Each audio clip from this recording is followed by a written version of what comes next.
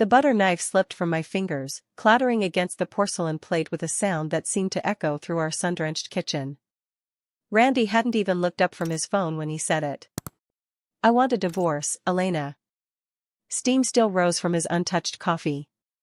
The morning light caught the gold band on his finger, the one I'd slipped on 17 years ago, promising forever. My scrambled eggs congealed on my plate as I stared at the man I thought I knew better than myself. "What?" The word came out as barely a whisper. He finally met my eyes, and what I saw there made my blood run cold. Not guilt. Not sorrow. Just impatience. As if I were keeping him from something important.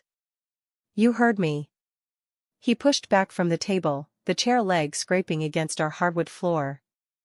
"I'll have my lawyer contact yours." "Randy, wait," I stood so quickly my knee hit the table, sending orange juice sloshing over the rim of my glass. "What are you talking about? What happened? Is there someone?" "This isn't about anyone else." The lie rolled off his tongue so smoothly I almost believed it. Almost. I can't do this anymore." "Do what?" "Our marriage? Our life?" My voice cracked. "Our children?" Something flickered across his face at the mention of Sophia and Tony, but it was gone before I could name it. "The kids will be fine. They're practically adults anyway." Sophia was 15. Tony, 13. "That's it?" I followed him as he strode toward the door, my bare feet slapping against the cold floor. 17 years, and that's all you have to say?" He paused at the threshold, his hand on the doorknob. For a moment, I thought he might turn around, might explain, might remember who we used to be. Instead, he glanced at his watch. "I have a meeting. We'll talk later." The door closed with a soft click that might as well have been a gunshot. I stood there, staring at the white-painted wood, my mind struggling to process what had just happened. The house felt different already, emptier, colder, despite the morning sun streaming through every window. My legs gave out, and I sank onto the bottom step of our staircase, pressing my palms against my eyes until I saw stars. 2 hours. That's all I had to fall apart before the doorbell rang. I almost didn't answer it. But the ringing persisted, followed by impatient knocking. Through swollen eyes, I peered through the peephole and saw a woman I didn't recognize. Young, maybe mid-20s, with sleek black hair and designer sunglasses pushed up on her head. Her hand rested on the pronounced curve of her belly. Pregnant. Very pregnant. Some instinct, some terrible knowing, made me open the door. "Finally," she said, pushing past me without invitation. Her heels clicked against my foyer floor as she surveyed my home with calculating eyes. "So this is where he keeps you?" Before we continue, please write in the comment which country you are watching this video. We love knowing where our global family is tuning in from, and if this is your first time on this channel, please subscribe, it helps support our channel. Enjoy listening. "Excuse me?" My voice found strength in indignation. "Who are you?" She turned, one perfectly sculpted eyebrow raised. "Seriously? He didn't tell you about me?" A laugh, sharp as broken glass. Typical Randy. "I'm Veronica. Veronica Dan." "Your husband's, well, I suppose girlfriend sounds so juvenile, doesn't it?" The room tilted. I gripped the doorframe to stay upright. "And before you ask," she continued, running a manicured hand over her belly, "yes, it's his. Due in 3 months. It's a boy, by the way." Randy is thrilled. He's always wanted a son. He has a son. The words came out like shards of ice. Tony. His 13-year-old son. Veronica waved a dismissive hand. "That's different. This is our fresh start. Our real family." She studied me with cold amusement. "God, you really had no idea, did you? How does it feel, being so oblivious in your own life?" My neighbor, Mrs. Shane, chose that moment to water her petunias. I saw her through the still open door, pretending not to watch while very obviously watching. Veronica noticed too and smiled, raising her voice. Randy said you'd make this difficult. That's why he wanted to handle the divorce quietly. But I told him, why should we hide? We're in love. We're having a baby. You're the one who should be embarrassed, not us. Get out.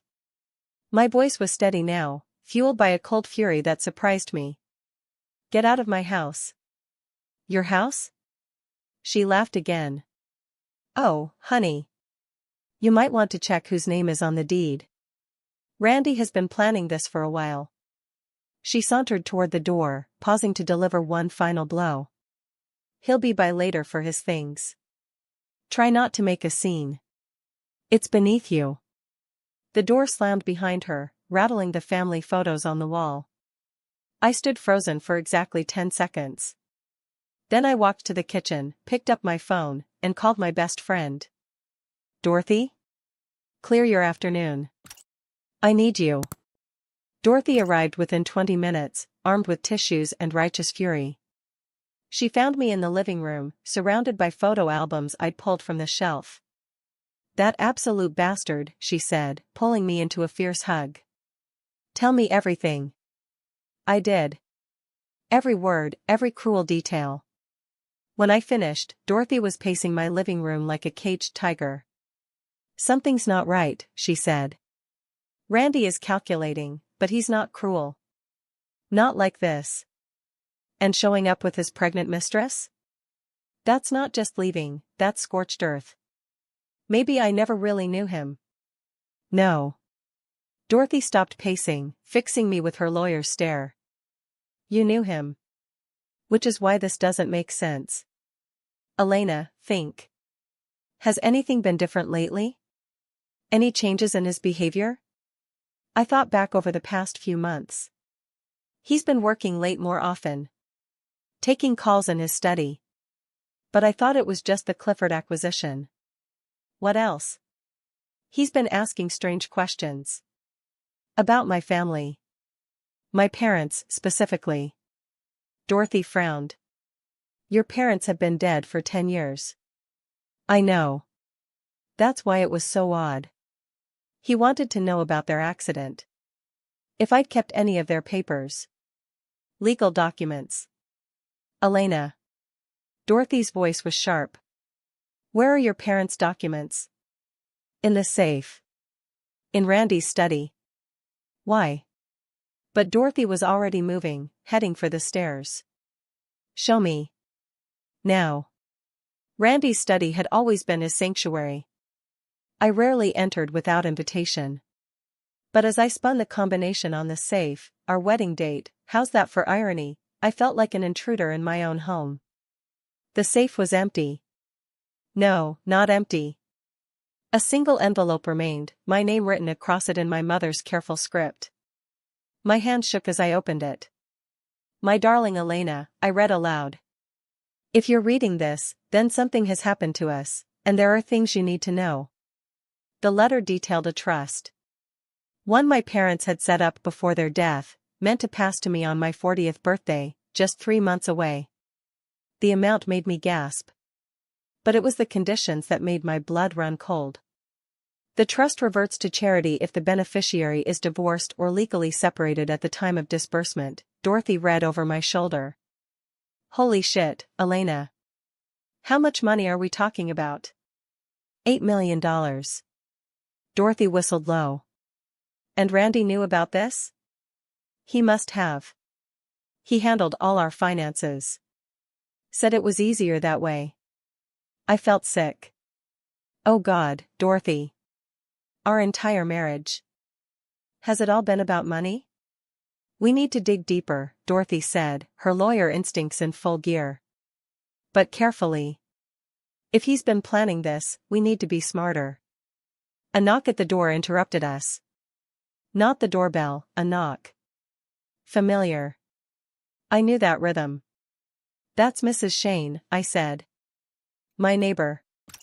The elderly woman stood on my porch, wringing her hands. Elena, dear, I'm so sorry to intrude, but I couldn't help overhearing earlier. It's fine, Mrs. Shane. No, it's not. She glanced around nervously. May I come in? There's something you should know. About your husband. And that woman. We settled in the living room, Mrs. Shane perched on the edge of my sofa like a bird ready to take flight. I've seen her before, she began. That woman. Veronica. But not with Randy. My heart stopped. What do you mean? She was here 10 months ago. But she was with another man.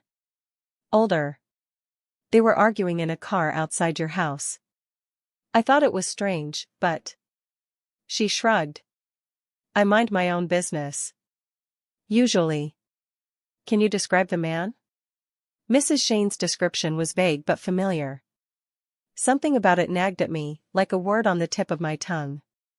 There's more, she continued. Last week, I saw Randy in the garden. He was burning papers in that little fire pit of yours. Seemed odd for morning. And he kept looking at the house, like he was checking if you were watching. After Mrs. Shane left, Dorothy and I sat in silence, processing. We need help, Dorothy finally said. Someone who can dig into this properly. I know a private investigator. No. The word surprised me with its firmness. No investigators. Not yet. I want to handle this myself first. Elena.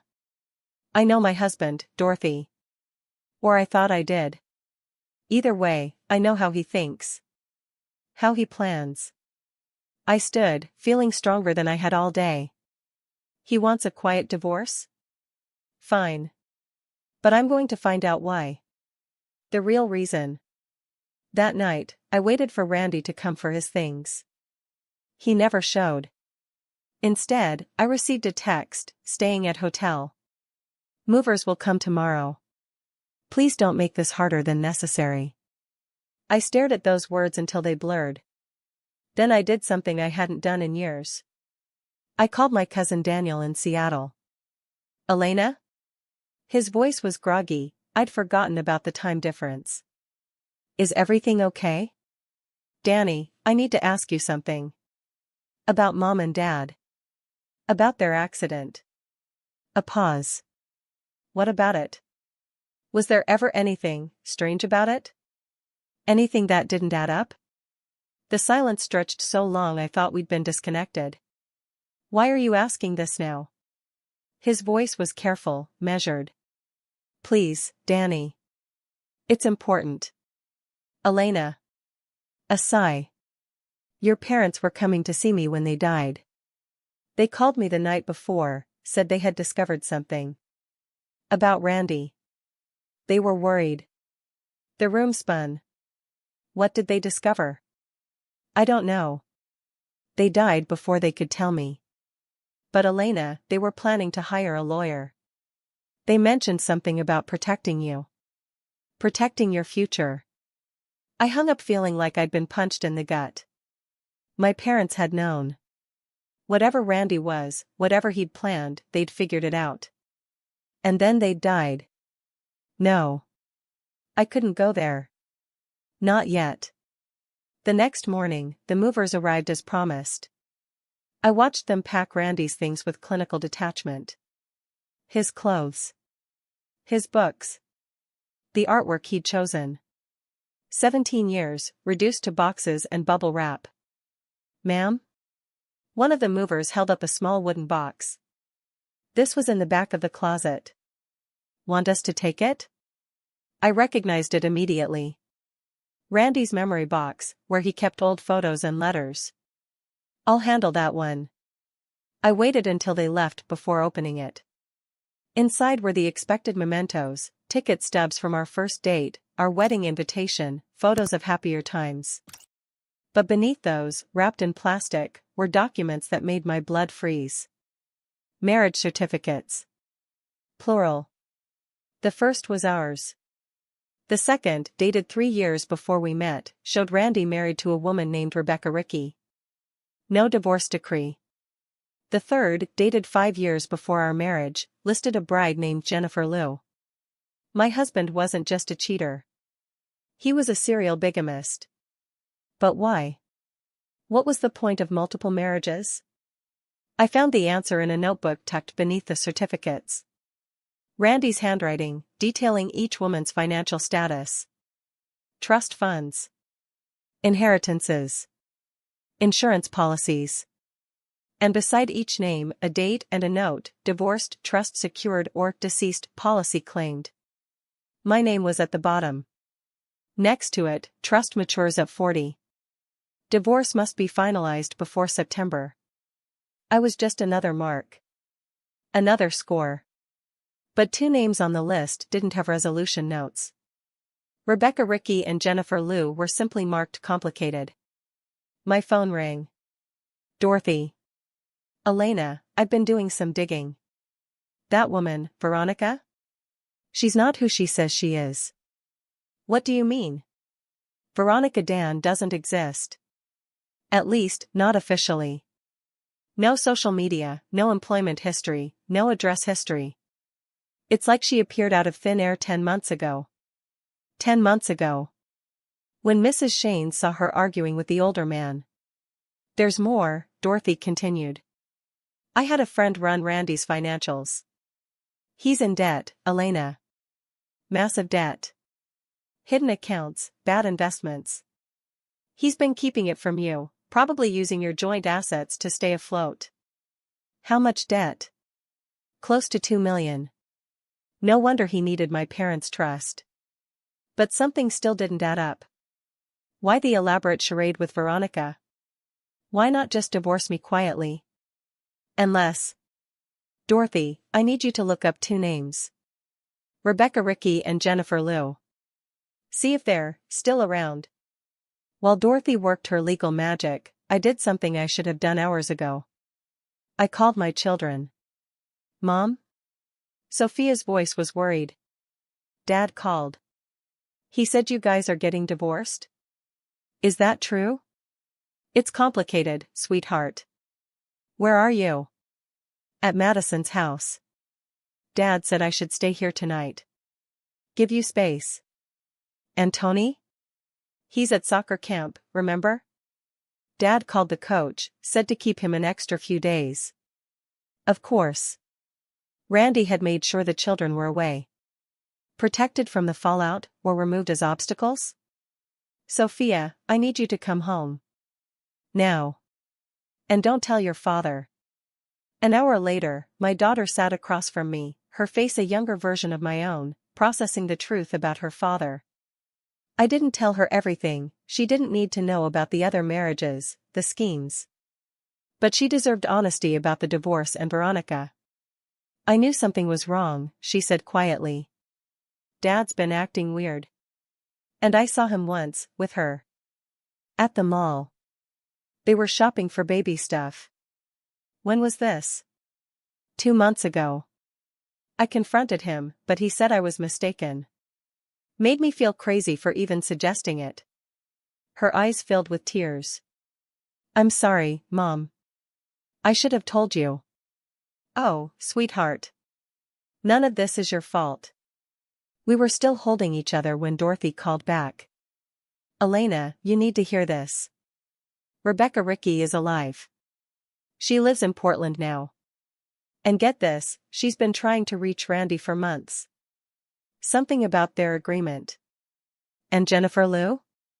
That's where it gets interesting. She died 7 years ago. Car accident. But Elena, she had a sister. A sister who's been looking for Randy ever since. Why? Because Jennifer was pregnant when she died. And she'd just discovered Randy was already married. The sister thinks Randy was involved in the accident somehow. My blood ran cold. What was the sister's name? Victoria Lou. But Elena, I looked at her photos. With different hair, different style. She could be Veronica Dan, I finished. The pieces clicked into place with sickening clarity. Veronica wasn't Randy's mistress. She was Jennifer Lou's sister, here for revenge. The pregnancy, the attitude, the public humiliation, all calculated to destroy him. but that still left questions. Why now? Why involve me? My phone buzzed. A text from an unknown number, check your mailbox. Against my better judgment, I went outside. Inside the mailbox was a single photo. Randy and another woman, not Veronica, in what looked like a lawyer's office, signing papers. The woman's face was turned away, but something about her posture was familiar. I was still staring at the photo when Mrs. Shane appeared at her fence. Elena, dear, I remembered something. About that man I saw with Veronica. He had a distinctive watch. Gold, with a black face. Looked expensive. My father's watch. The one that had gone missing after his accident. The one Randy had sworn he'd never seen. Mrs. Shane, I said slowly, what exactly did the man look like? Her description, when she gave it in detail, matched my father perfectly. But that was impossible. My father had been dead for 10 years. Unless. Mrs. Shane, you're absolutely certain about the timing? 10 months ago?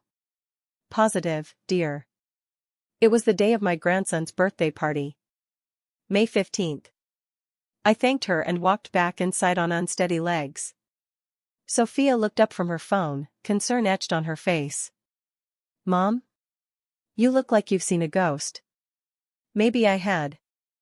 That night, I did something I'd sworn I'd never do. I went through Randy's computer. He'd left it behind in his rush to leave, probably forgetting that I knew his passwords. He used the same 3 in rotation, had for years. What I found in his email drafts made me sick. Correspondence with someone using the handle Phoenix97. The messages went back years, discussing the plan, the timeline, and the assets. But it was the most recent exchange that stopped my heart. Phoenix97, she's getting suspicious. We need to move now. Randy, not yet. The trust doesn't mature for 3 months. Phoenix97, I've waited 10 years. I'm done waiting. Either you do it, or I will. Randy, you promised no one would get hurt. Phoenix97, like you promised my daughter? Jennifer trusted you. Rebecca trusted you. How many more, Randy? Randy, this is the last one. After Elena's trust clears, we're done. Phoenix97, we're done when I say we're done. And if you think about running, remember, I know where all the bodies are buried. Literally. My hand shook as I screenshotted everything. Who was Phoenix97?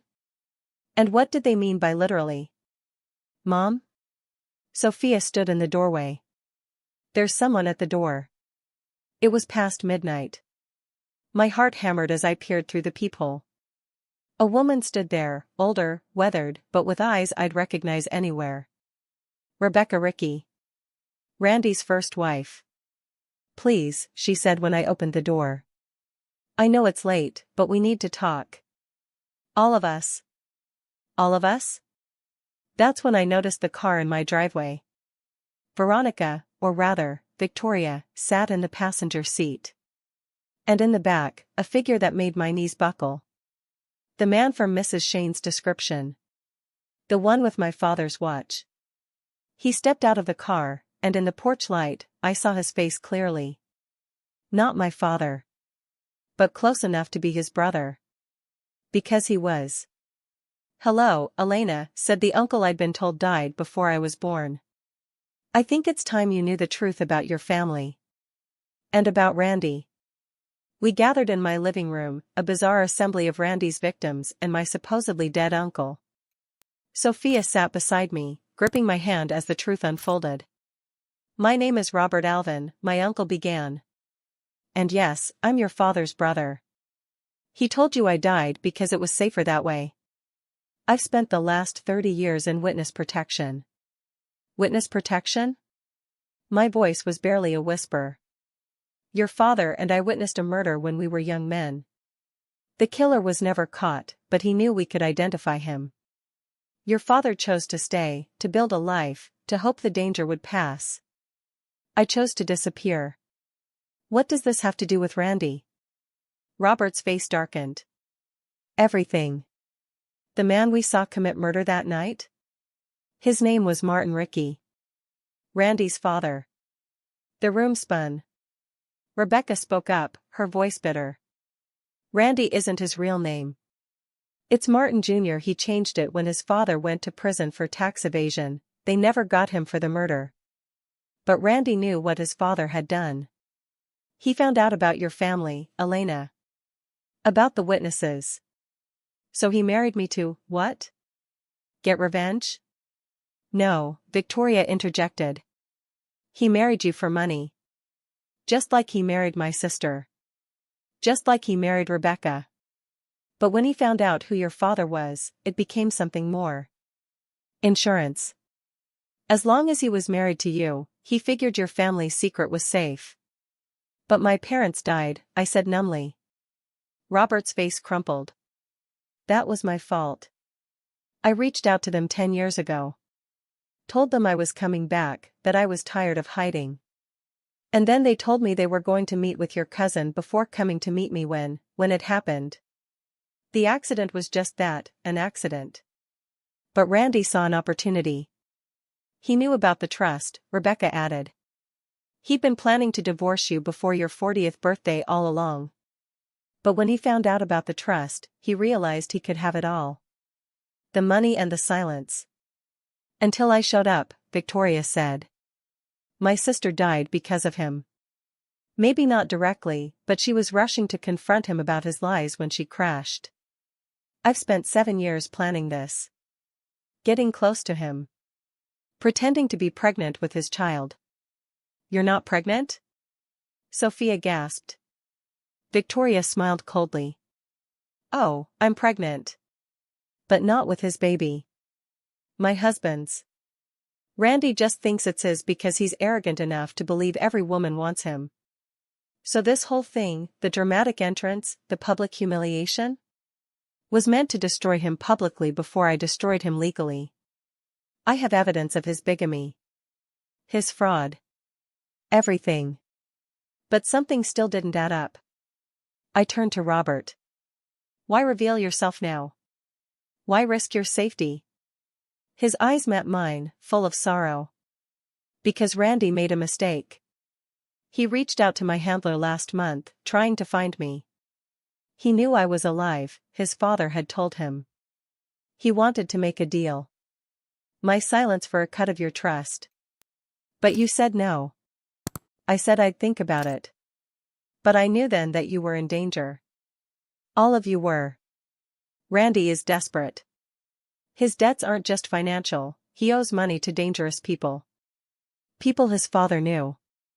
He needs that trust money, or they'll kill him, Rebecca finished. Just like they threatened to kill me when I tried to leave him. Just like they threatened Jennifer. The pieces of the puzzle formed a picture more horrifying than I'd imagined. Randy wasn't just a con man. He was trapped in a web of his father's making, perpetuating crimes to stay alive. So what do we do? I asked. We end it, Victoria said. Tomorrow, at the divorce mediation Randy scheduled. He thinks you'll be alone, emotional, easy to manipulate. Instead, you'll have us. All of us, Rebecca added. Every woman he's wronged. Every life he's destroyed. And me, Robert said quietly. With the evidence that will put his father's associates away for good. The FBI has been building a case for years. They just needed the final piece. Which is Randy himself. When he realizes he's cornered, he'll make a deal.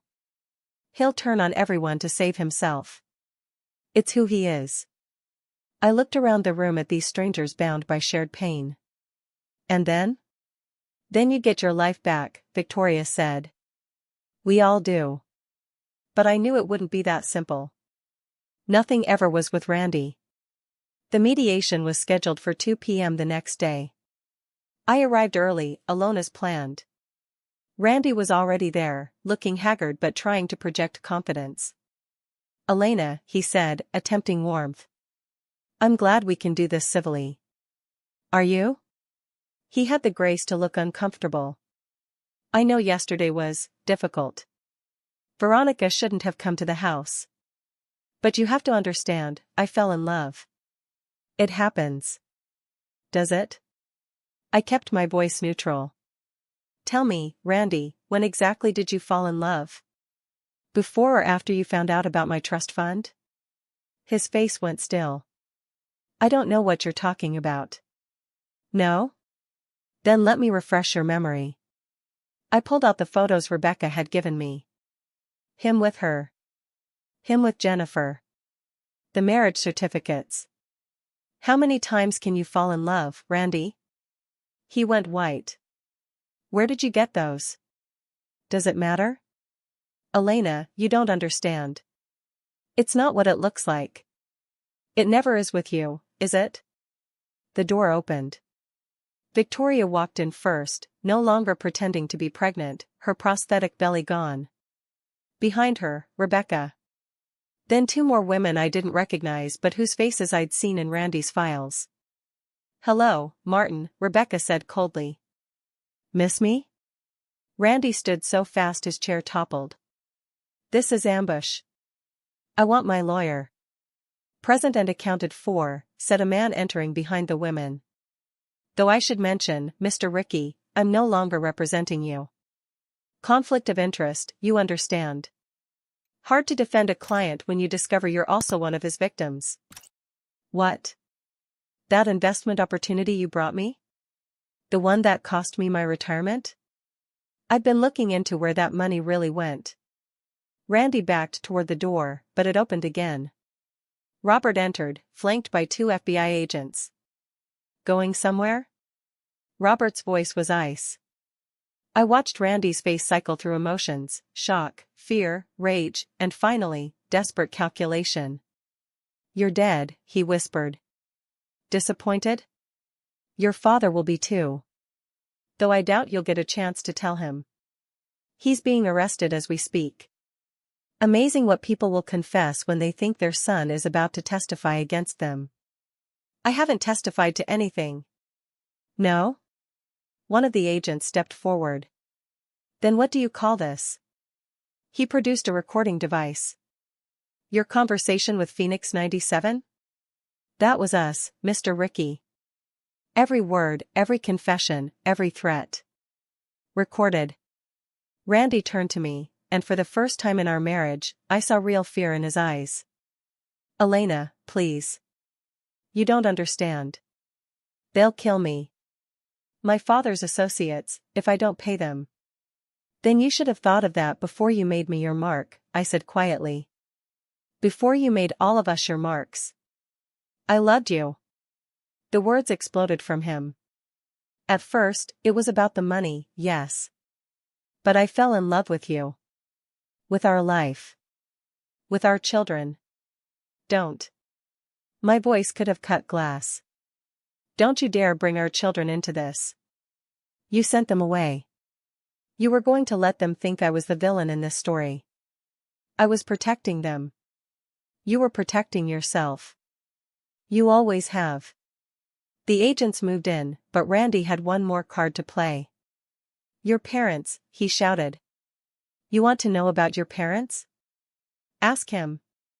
He pointed at Robert. Ask him why they really died. Robert's face went gray. Don't. They weren't driving to meet you, Randy snarled. They were running. From you. From what you'd become. Your brother discovered you weren't in witness protection anymore. You'd become one of them. One of the criminals you were supposed to testify against. That's a lie, Robert said, but his voice shook. Is it? Tell her about Chicago, Uncle Robert. Tell her about the warehouse fire. Tell her how you paid for your new identity. I looked between them, my world tilting again. Robert? He couldn't meet my eyes. It's not, it's complicated. My God, Rebecca breathed. You're Phoenix 97. The FBI agents looked as stunned as the rest of us. This wasn't part of their plan. Robert straightened, and suddenly he looked less like my father and more like a stranger. You have no proof. Don't I? Randy smiled, the expression sharp and desperate. Check his phone. Check the drafts folder. He's been sloppy. One of the agents moved toward Robert, who backed away. This is ridiculous. I'm here to help. Then you won't mind us looking, the agent said firmly. What happened next was chaos. Robert lunged for the door. Randy, seeing an opportunity, dove for the other exit. The agents split up, one tackling Robert while the other pursued Randy.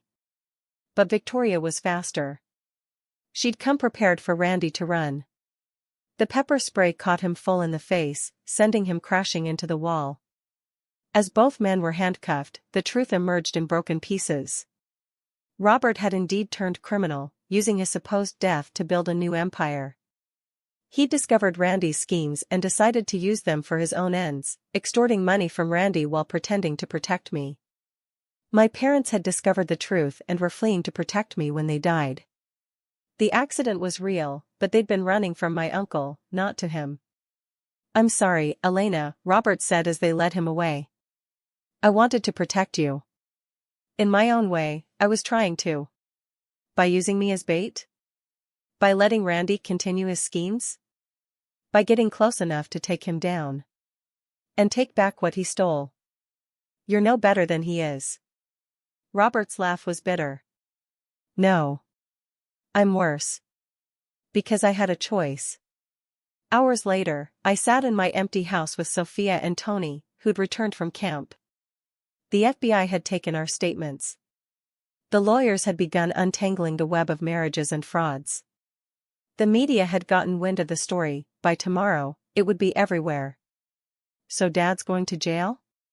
Tony asked quietly. Yes, sweetheart. For a long time. And Uncle Robert, he's not really dead, but he's bad too. Yes. Is anyone in our family not a criminal? Sophia's attempt at humor fell flat. We are, I said firmly. We are not our family's sins. We are not the lies told to us or about us. We choose who we become. What happens to Veronica? I mean, Victoria? Tony asked. She got what she wanted. Justice for her sister. She'll go home to her real husband, have her baby, and hopefully find peace. And Dad's other wives? They'll get their own justice. Their own closure. And us? Sophia's voice was small. What do we get? I pulled them close. We get the truth. We get freedom. We get to build our lives without lies. And the money? Grandma and Grandpa's trust? I'd thought about that. The trust would still come to me, the divorce wouldn't be final by my birthday. $8 million. Blood money, in a way. We'll use it to help the other victims, I decided. All of them. Everyone your father and uncle hurt. And then we'll use what's left to build something new. Something honest. The doorbell rang. We all froze. I'll get it, I said, though my hands shook. Mrs. Shane stood on my porch with a casserole and a gentle smile. I thought you might not feel like cooking tonight. Behind her, other neighbors appeared. The Johnsons with a salad. The Lees with dessert. Even cranky Mr. Garrett from the corner house, awkwardly holding a store-bought pie. We saw the news, Mrs. Shane said simply. But we know you, Elena. We know who you really are.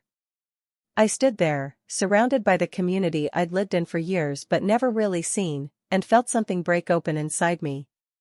Not the sharp shatter of this morning's revelation, but a gentle cracking, like ice melting in spring. Thank you, I managed through tears. As my neighbors filled my kitchen with food and quiet support, I realized something. Randy had spent so much time and energy building elaborate lies, creating false identities, destroying lives for money. But in the end, it was the simple truth that brought him down. The truth, and the connections between people he'd hurt. He'd thought we were all isolated marks, easy to manipulate and discard. He'd never imagined we'd find each other. Never thought his victims would become his downfall. Later that night, after everyone had gone, I found myself in my bedroom, staring at the empty space where Randy's things had been. 17 years of marriage, reduced to absence. My phone buzzed. A text from Victoria, "Thank you for everything. Jennifer can rest now." Then one from Rebecca, "The FBI says we'll all get restitution. But what you gave us today was worth more than money. You gave us our voices back." I thought about Randy, sitting in a cell tonight. About Robert, facing justice for crimes I was only beginning to understand. About my parents, who'd died trying to protect me from truths too terrible to share. But mostly, I thought about tomorrow. About waking up in this house with my children, without lies. About rebuilding our lives on a foundation of truth, however painful. The sunrise would come as it always did. But for the first time in 17 years, I would meet it as myself, not as Randy's wife, not as a victim, not as a mark. Just Elena. Bruised but not broken. Betrayed but not bitter. Free. A month later, the trials began. Randy, faced with life in prison, did exactly what Robert had predicted. He turned on everyone. His father's criminal network, Robert's operations, even schemes we hadn't discovered yet. The FBI called it one of the biggest organized crime takedowns in decades. But I wasn't in the courtroom to watch. I was at the bank, setting up the Elena Ricky Foundation for fraud victims. The trust money had come through, and with it, a chance to transform pain into purpose. Sophia designed our logo, a phoenix rising from ashes. "Too on the nose?" she'd asked. "Perfect," I'd told her. Tony wrote our mission statement with the earnestness only a 13-year-old could muster, to help people who'd been lied to find the truth and start over. Simple. Honest. Everything Randy had never been. Victoria was our first board member, her business acumen invaluable. Rebecca joined next, bringing legal expertise. Even Randy's lawyer, former lawyer, offered pro bono services, seeking his own redemption. But the real surprise came when Mrs. Shane knocked on my door one evening, holding a manila envelope. "I've been debating whether to give this to you," she said, settling into my kitchen with tea. "But I think you need to see it." Inside were photographs. Dozens of them, all taken from her window over the years. Randy coming and going at odd hours. Meeting with strangers in cars. And one that made my blood run cold, Randy and Robert together, dated 3 years ago. "You knew?" I whispered. "I suspected. My late husband was a detective. He taught me to notice things. But I also learned that sometimes, people need to discover the truth in their own time. Why didn't you? Would you have believed me? The perfect husband, the loving father? Sometimes, Elena, we have to let people show us who they really are." She was right. I'd needed to see it myself, to understand the depth of the deception. "There's one more thing," Mrs. Shane said, pulling out a final photo. "This was taken the morning your parents left for their trip. Look at the timestamp. 5:47 a.m. In the photo, a figure stood by my parents' car. The image was grainy, but the build was unmistakable. Randy. He was there, I breathed. He saw them leave. And made a phone call immediately after, Mrs. Shane added. I couldn't hear what he said, but now we knew. He'd alerted Robert. Set the chase in motion. The photo was the final piece of evidence that would ensure Randy never saw freedom again. That night, I called the prosecutor with the new evidence. Randy's lawyer requested a meeting the next day. He wanted to make another deal. I agreed to see him, but not alone. Victoria, Rebecca, and 2 other victims flanked me as Randy was brought into the meeting room, shackled and diminished.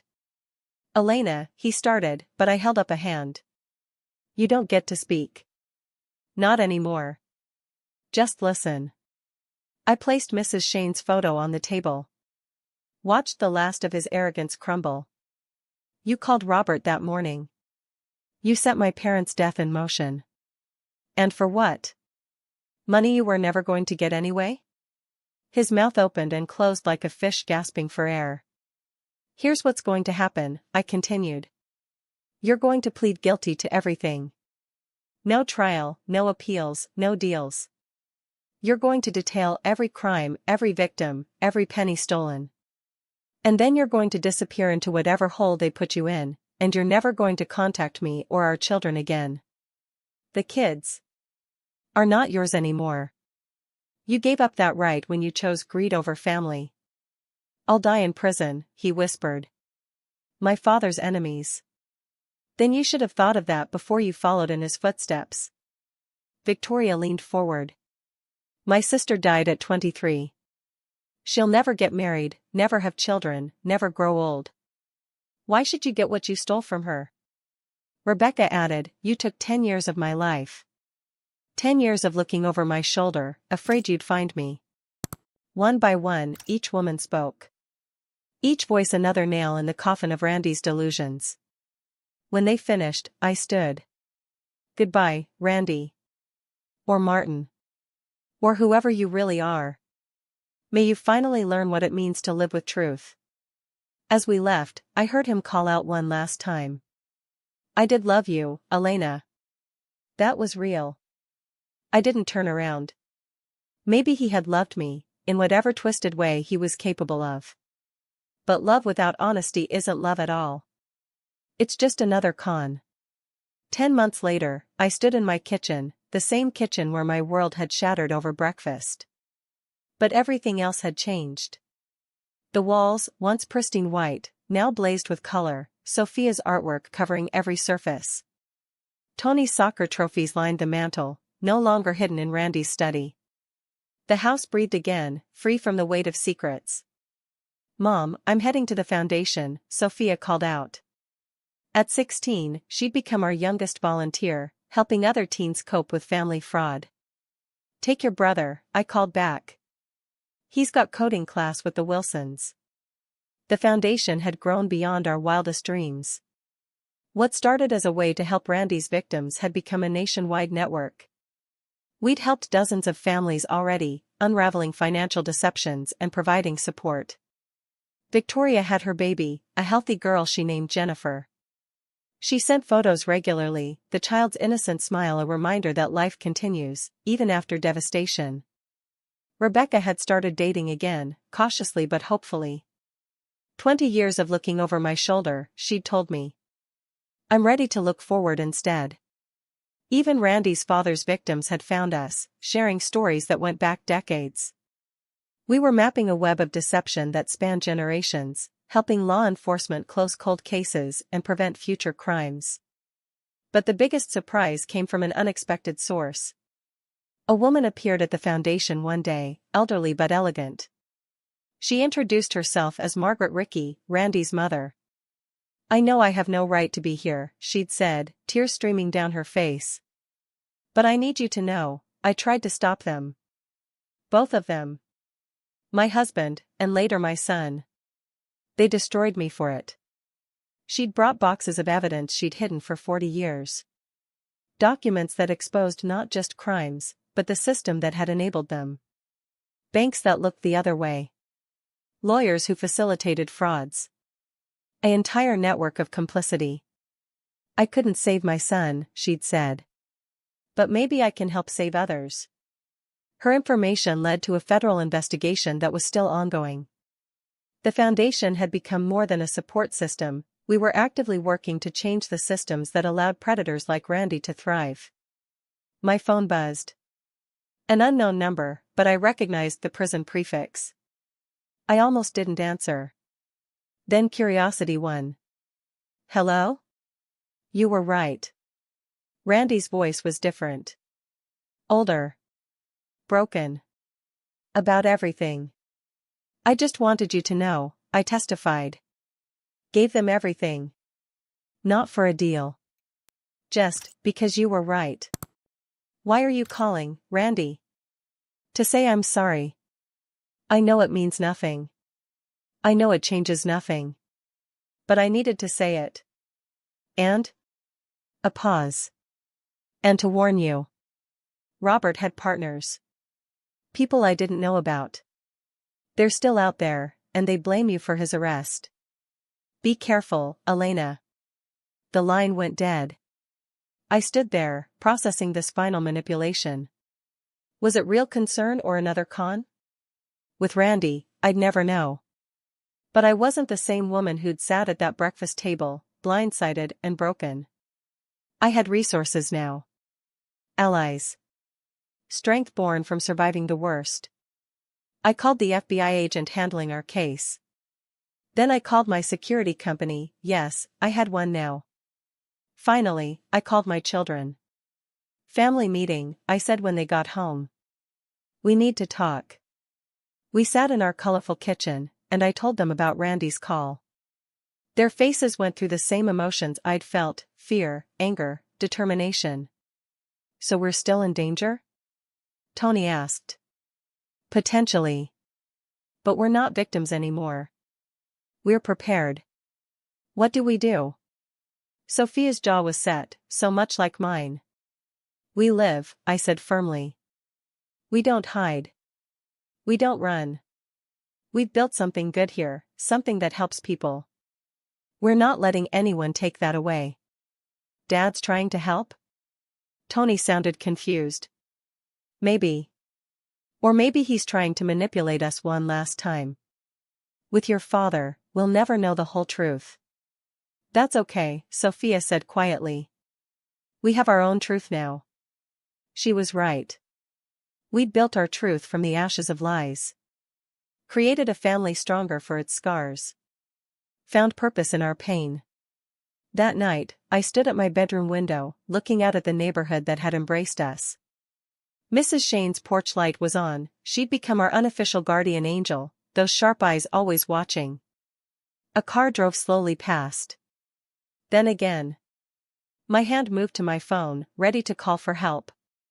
But then I saw it clearly: Rebecca's car. She was nervous about her date, circling the block before picking up her boyfriend. I smiled, tension easing. This was our life now. Moments of fear followed by relief. Shadows that might be threats or might be friends. But always, always, the knowledge that we'd survived the worst. My phone buzzed. A text from Victoria: board meeting tomorrow. We have 3 new families that need help. You ready? I typed back, always. Because that's what you do when you've been broken and rebuilt. You help others find their pieces. You show them that betrayal isn't the end of the story, it's the beginning of a better one. Somewhere, Randy sat in a cell, living with his choices. Robert faced trial for crimes spanning decades. Their legacy should have been destruction. Instead, it had become transformation. The Elena Ricky Foundation's motto, suggested by Tony, hung above my desk: truth builds stronger than lies ever could. Simple. Honest. Everything we'd chosen to become. I closed my curtains and prepared for bed, knowing that tomorrow would bring new challenges. Robert's associates might come. Other victims would find us. The work would continue. But tonight, my children were safe down the hall. My chosen family of survivors was a phone call away. My community stood guard with casseroles and concern. Randy had asked for a divorce over breakfast, thinking he was ending my story. Instead, he'd given me the gift of beginning it. The real one. The true one. The one where I saved myself. And then helped save everyone else. And that wraps up today's story. Now we want to hear from you. Where are you watching from? Drop your city or country in the comments, and let's see how far these stories reach. If this story moved you or gave you chills, give it a like, share, and subscribe for more powerful stories. One last thing, rate the story from 1 to 10 in the comments. Your feedback helps us bring you even better ones next time. Thanks for watching. We appreciate you being part of this storytelling journey.